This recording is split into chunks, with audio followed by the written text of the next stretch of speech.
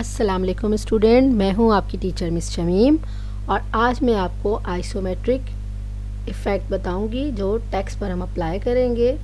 तो सबसे पहले हम टेक्स्ट टाइप करेंगे। टेक्स्ट टूल लिया और यहाँ पर हमने अपना टेक्स्ट टाइप किया। कैप्स मैंने ऑन कर लिया, कैपिटल में लिख रही हूँ। बाद में भी हम कन्वर्ट कर सकते हैं। टेक्स्ट आपकी मर्ज़ी है, कुछ भी टाइप कर लें। इफ़ेक्ट 3D आइसोमेट्रिक,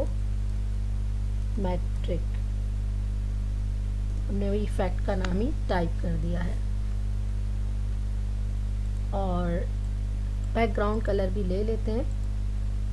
इसी के ऊपर रखे हमने एक शेप बना ली पेज के नाप की, यानी आर्टबोर्ड के साइज़ की, और कलर ग्रे दे दिया। Arrange, right click, send back, और इस शेप को object lock selection Ctrl+2 shortcut है। बैकग्राउंड को हमने लॉक कर दिया। अब ये जो हमारे पास टेक्स्ट है, हमने ऑल्ट प्रेस किया और इसकी एक कॉपी भी निकाल ली।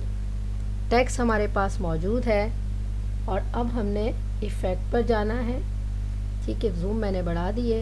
इफ़ेक्ट, ताकि आपको पता चले हम कहाँ जा रहे हैं। इफ़ेक्ट 3D और रोटेट, यानी कि जिसको हमने अभी तक प्रॉपर यूज़ नहीं किया। रोटेट पर जाके हमने यहाँ से यूज़ करना है। पोजीशन में से हमें यूज़ करना है isometric, where isometric top. Preview देखना चाहें तो इसका प्रीव्यू देख लें, डायरेक्टली ओके कर दें। ये देखें आपका टेक्स्ट आइसोमेट्रिक टॉप अप्लाई हो चुका है। और इस टेक्स्ट को सिलेक्ट किया, इफ़ेक्ट पे गए, 3D रोटेट, और अगेन आइसोमेट्रिक, राइट करके देख लेते हैं और प्रीव्यू चेक कर लेते हैं। बैक पर इसको थोड़ा साइड पे करते हैं और हमें राइट नहीं लेफ़्ट बेटर लग रहा है। लेफ़्ट देखते हैं। ओके, इट्स डन, यानी आइसोमेट्रिक लेफ़्ट हमने सेलेक्ट किया है यहाँ पर और ओके कर दिया। अब ये हमारे पास दो किस्म के टेक्स्ट आ गए और इनको हमें एरो कीज़ के ज़रिए ज्वाइन करना है। किस तरीके से आप अप्लाई करना चाहते हैं। और ये देखिए हमारा आइसोमेट्रिक इफ़ेक्ट तैयार हो गया। यानी इन्हीं की कॉपी लेकर हम बैक पर भी रख सकते हैं। यानी टेक्स्ट को सिलेक्ट किया, Ctrl+C Ctrl+B, बैक पे कॉपी आ गई। उसका कलर हमने थोड़ा सा चेंज कर दिया और एरो की से आगे की तरफ मूव करते हैं। ये देखिएगा, आपको टेक्स्ट नज़र आ रहा होगा। ठीक है, ये देखें आपको टेक्स्ट दिख रहा है। अगर जूम बढ़ा के मैं दिखाती हूँ तो आप देखें ये आपको टेक्स्ट नज़र आ रहा है। और इसको हमें कहाँ मूव करना है, हम मूव कर सकते हैं यहाँ से थोड़ा सा और इधर और थोड़ा सा और इस साइड पर। कलर क्या देना चाहते हैं वो भी हमारी चॉइस है कि कलर थोड़ा सा डार्क है ज़्यादा तो हम और राइट कर सकते हैं। लेकिन पहले इसको राइट क्लिक करके अगेन सेंड टू बैक कर दें। अरेंज, और बिल्कुल बैक पे भेजना है, सेंड टू बैक। और आप देखें ये इफ़ेक्ट आपका बिल्कुल बैक साइड पे चला गया है। एक बैक एक फ्रंट ऊपर लाना है, बिल्कुल बैक पे चला गया है। ब्रिंग फॉरवर्ड, और ये एक स्टेप ऊपर आ गया। और इसके पीछे भी आप देखें आपको बैक पे नज़र आ रहा है। सेंड टू बैक करने पर वो बैकग्राउंड के भी पीछे चला गया था। ब्रिंग टू फॉरवर्ड, एक स्टेप ऊपर लाए हैं तो देखें आपको पीछे की तरफ ये टेक्स्ट दिखाई दे रहा है। इसी तरीके से ऊपर वाले टेक्स्ट की हम कॉपी लेकर, इसका भी कॉपी लेकर नीचे Ctrl+C और Ctrl+B करके बैक पर रख सकते हैं। यानी Ctrl+C और Ctrl+B, और बैक पर हमारे पास कॉपी आ गई। इसको मूव करके देखें, ये कॉपी आ चुकी है। डाउन एरो से मैं मूव कर रही हूँ। इसका कलर हमने कहा वही लाइट कलर को ही रख लेते हैं और एरो की से इस कॉपी को भी नीचे की तरफ मूव कर लेते हैं।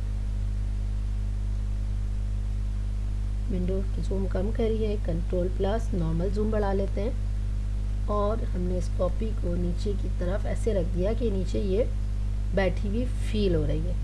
Ctrl+0 फिट टू विंडो, और ये देखें कि हमारा टेक्स्ट तैयार हो गया। और इसको सिलेक्ट करके Ctrl+G ग्रुप कर दिया।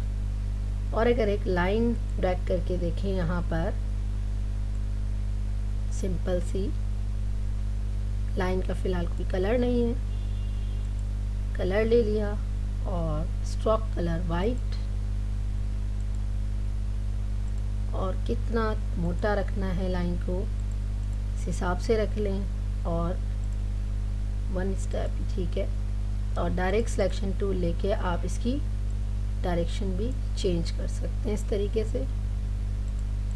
और ये देखिए हमारे पास लाइन तैयार हो गई।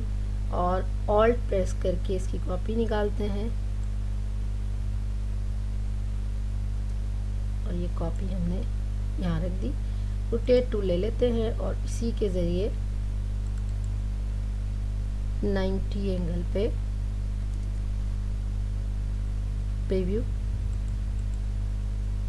कॉपी, और ये देखिए हमारी कॉपी रोटेट हो गई एंगल पर। और अगर फिर भी हमें लग रहा है कि मज़ीद एंगल घुमाना है तो आप मज़ीद इसको रोटेट कर सकते हैं। थोड़ा सा और कर लेते हैं। और अगर इस वाले की कॉपी चाहिए तो इसकी भी कॉपी निकाल लें। इसको रखना कहाँ है, लाइन को जगह डिसाइड कर लें। और एरो की से इसकी प्रेजेंटेशन है कि अगर आप अपने टेक्स्ट के साथ इस तरीके से कुछ भी रखना चाहें, और फिर ये कि ये दोनों ऊपर हैं, तो सेलेक्ट करके right click, arrange, bring forward, bring send back. Send बिल्कुल सेंड टू बैक नहीं करना, सेंड बैकवर्ड कि एक स्टेप पीछे, और ये देखें इसके बैक पर आ गया, यानी हमारा एक इफ़ेक्ट तैयार हो गया। यकीनन आपको क्लास समझ में आ रही होगी। और एक और इफ़ेक्ट बता देती हूँ मैं आपको, और ये हमारा वेव इफ़ेक्ट कहलाता है। वेवी इफ़ेक्ट, कर्वी इफ़ेक्ट कह सकते हैं इसको। तो टेक्स्ट आप कुछ भी टाइप कर सकते हो, ठीक है। इसको भी लेकर अप्लाई कर सकते हैं। प्रैक्टिस टेक्स्ट है, इसी को ले लेते हैं और ऑल्ट और शिफ्ट के साथ थोड़ा सा बड़ा कर लेते हैं। इसको पूरे को सिलेक्ट करके Ctrl+G ग्रुप कर लेते हैं जो हमने पहले तैयार किया था, और थोड़ा साइड पे रख दिया। टेक्स्ट ले लिया, इसकी ऑल्ट से कॉपी निकाली और शिफ्ट प्रेस किया तो कॉपी बिल्कुल साथ निकल आई, बिल्कुल स्ट्रेट। और नीचे वाले का कलर मैं सोचा थोड़ा लाइट रख लेते हैं, यानी कि कुछ वाइट।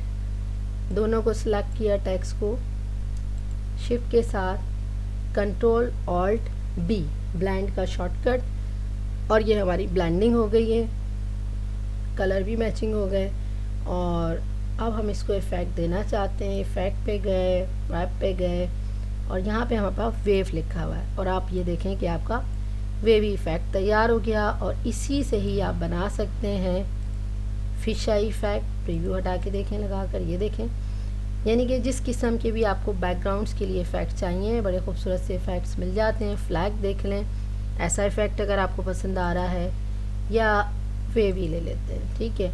और इसको भी आप अपने हिसाब से इस साइड से या दूसरी साइड से मोल्ड कर सकते हैं, कस्टमाइज़ कर सकते हैं। और अगर नीचे वाला कलर हम चेंज करना चाहते हैं, डायरेक्ट सिलेक्शन टूल लिया और नीचे वाला टेक्स्ट सेलेक्ट हो गया, और आप इसका कलर अपने हिसाब से चेंज कर सकते हैं। कलर थोड़ा सा मैंने डार्क कर दिया तो देखें आपका कलर भी चेंज हो गया। तो आपके दो किस्म के इफ़ेक्ट तैयार हो गए। यकीनन आपको क्लास समझ में आई होगी। और ये बहुत प्यारे टेक्स्ट इफ़ेक्ट है। आइसोमेट्रिक भी देखा आपने, वेव भी देखा। इंशाल्लाह अगली क्लास में फिर मुलाकात होती है। आज के लिए इतना काफ़ी है। अल्लाह हाफिज़ स्टूडेंट्स।